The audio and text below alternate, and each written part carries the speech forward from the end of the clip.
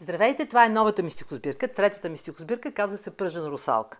Ако трябва да опиша две изречения, бих казала, че от една страна съдържа стихотворение на много сериозни теми, а от друга страна стила е майтапски, лек, хумористичен и защо това е според мен една чудесна комбинация.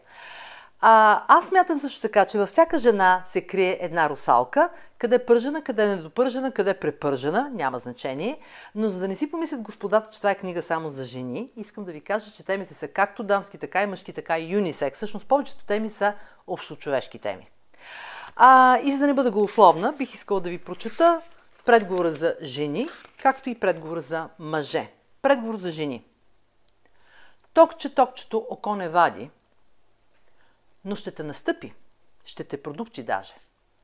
Ала една жена пред друга всичко ще си каже.